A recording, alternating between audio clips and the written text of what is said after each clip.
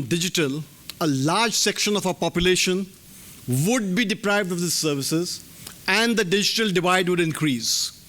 You know, if we make restrictions on infrastructure or we do not allow the growth of infrastructure, the poorest and the disadvantaged are those who will be left out of the pale of services. And this will not only increase the asymmetry of information, in turn, it would lead to the growth of asymmetry of opportunity and enhance the digital divide. Therefore, the point I wish to make is the presence of digital infrastructure everywhere, in all places, for provision of voice and broadband services is a necessity which we have to realize. Mobile also has a great impact on equity. Today we see that even the poorest are able, with the innovation of the missed call, to stay connected. You don't need to have a great deal of charge in your mobile to stay connected. You can make a missed call and then the other person can call back, so that with 5 rupee top-ups and 10 rupee top-ups, people can be part of the network. But if we want good quality communication, 24/7, for homes and workplaces, mobile towers will have to be present, just like you have in buildings overhead tanks. You cannot take a view that you want 24/7 water supply, but you will not allow an overhead tank in your building because it may structurally damage the building. The science is there to ensure that you can put up a tank without damaging the building. Similarly, we believe that the science is there that we can put up towers without damaging human health. And this is a necessary condition for the proliferation of broadband, both in cities and in towns, as well as villages.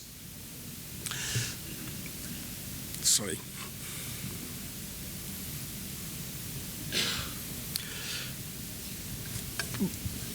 So far as technology is concerned, the technology that we have today is the latest in the world. We use the same technology for mobile infrastructure as is used in Europe or in the US or in Japan. We have been late. We have been 20 years behind in 2G technology. We were more than 10 years behind in 3G, 5 years behind in 4G. Hopefully we'll catch up with 5G when it comes in 2020. But the important point is that we have to prepare for it and we have to get the latest technology. The good point is that the technology which we use, which our telecom service providers use, is provided by the same vendors, the same companies which provide the technology to US and Europe. And it follows the same international standards of safety and performance.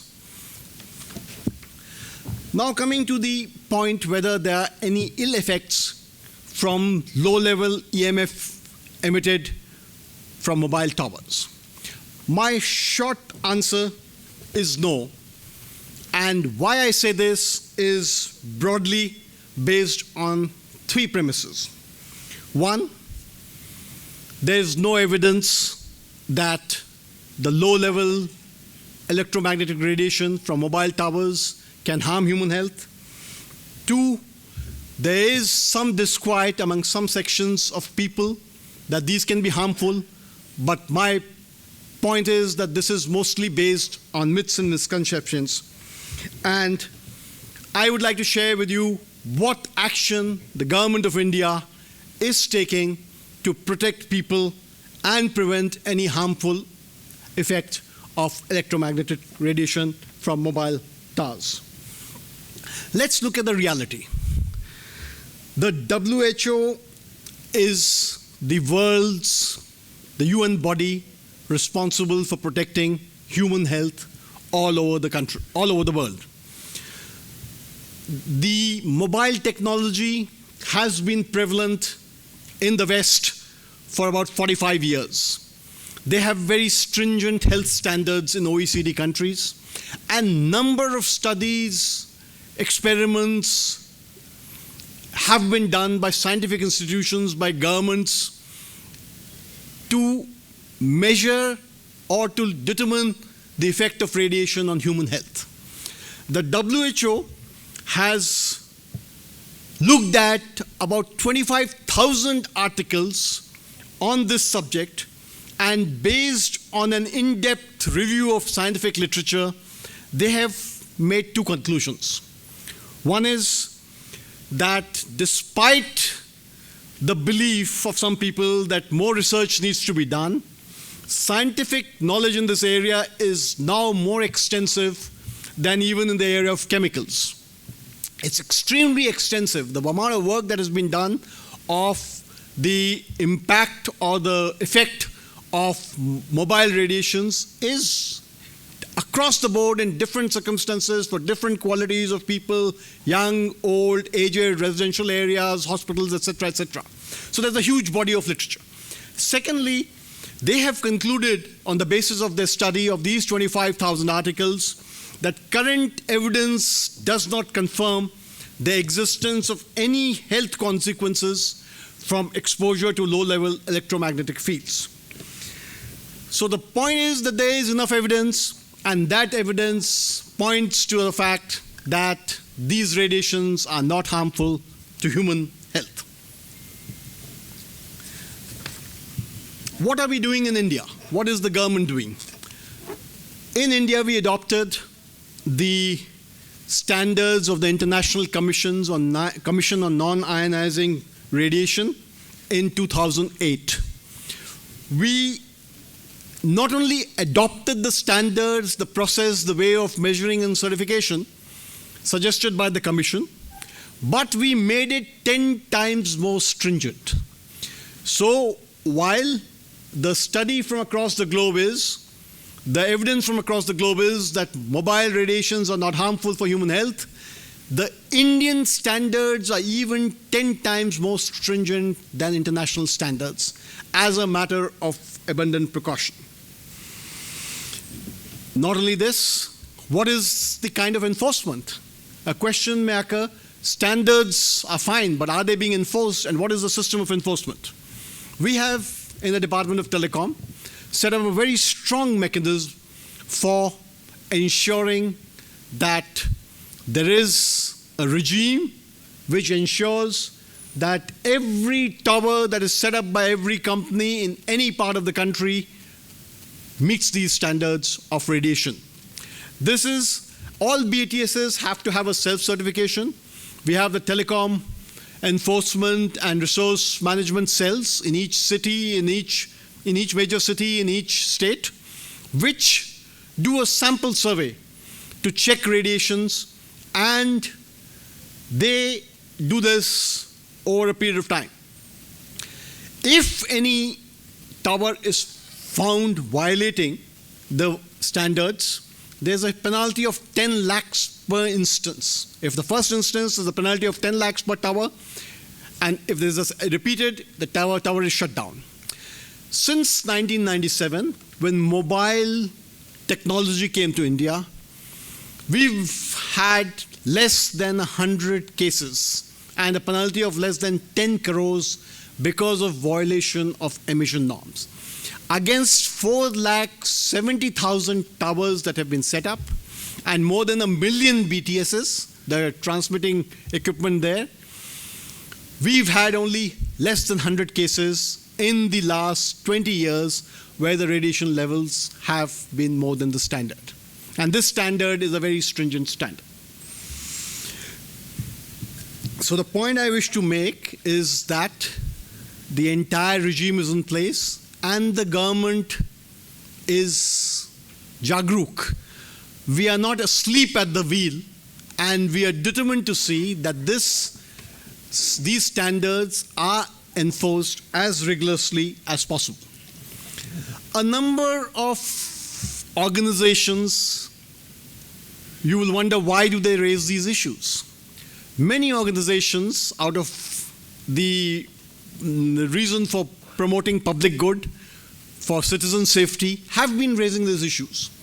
In Delhi, the Delhi Development Authority came with a bylaw, a draft bylaw, which said that no mobile tower would be allowed in residential areas.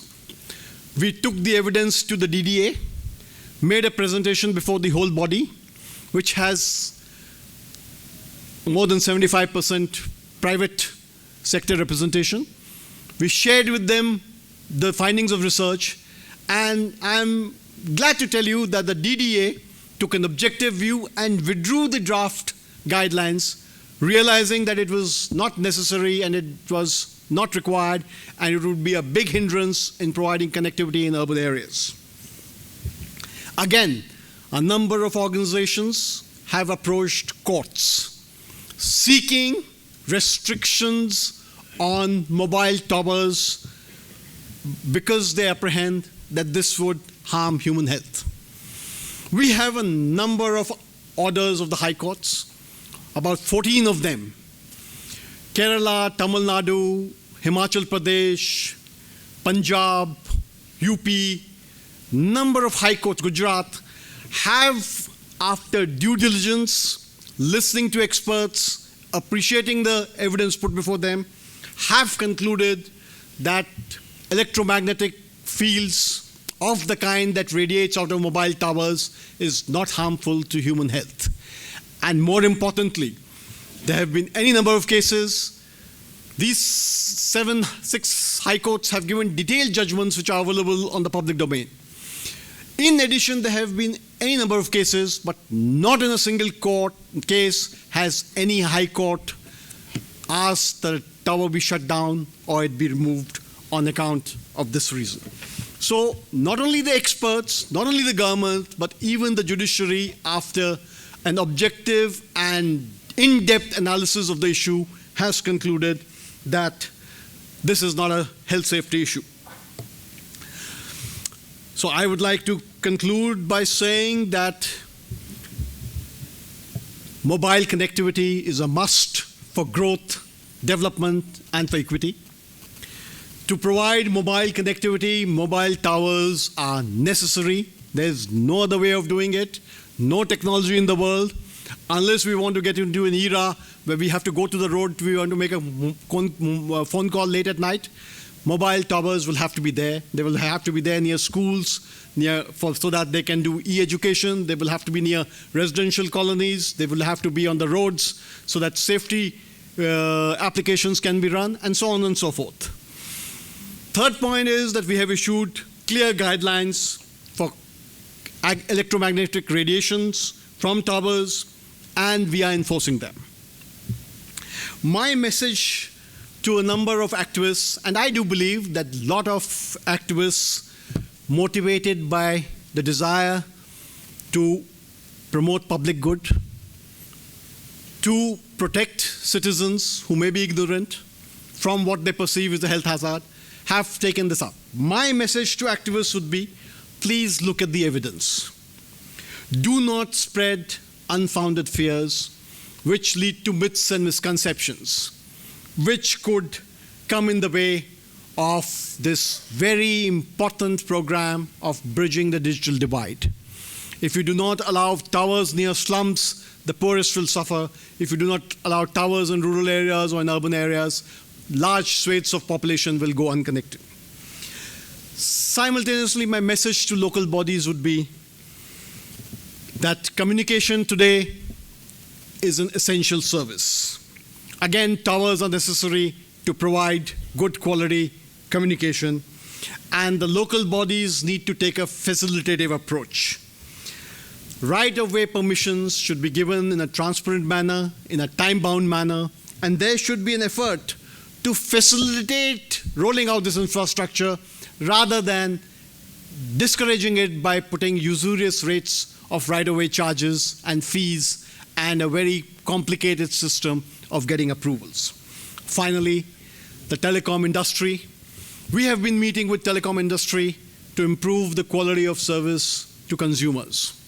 In the first phase, we have set up a 100-day plan for Delhi to remove the dark spots where no mobile signals are available, which result in call drops when people move from one place to the other in a 100-day period. And this requires a lot of investment. The same is true for Mumbai. Being the commercial capital of India, it is unacceptable that the quality of mobile services in Mumbai should not be at par with the best in the world. What it requires is investment, more towers, more equipment, more money to be put in by our telecom service providers.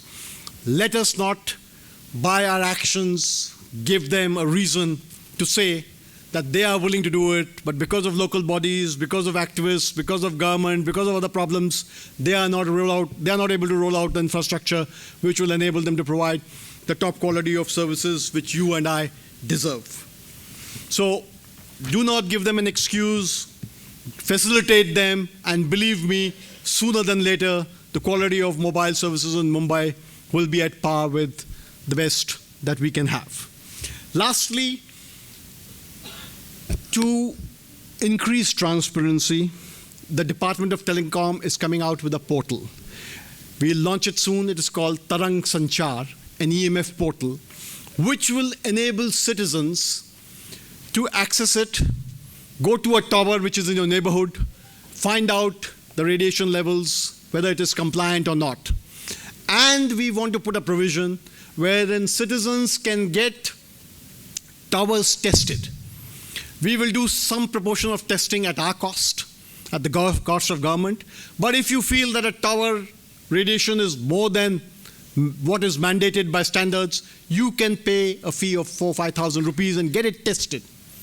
And we will put the findings on the portal. So the idea is to increase the comfort of the general population, of our corporators, of our municipal bodies, of our state government officers, of the political leadership, as well as those involved in civil service, civil society, as well as in other spheres. And finally, to give to the citizen the best without in any way hampering his health. Thank you so much. On behalf of the Government of India, the Department of Telecom, I would like to thank all of you for being here, and I hope you will help us in carrying this message, our voice, beyond this room to others who may be misinformed or who may be guided by myths and misconceptions, and who may be with the best of intentions carrying forward a message or a campaign which is certainly not true. Thank you so much for your presence and your patience.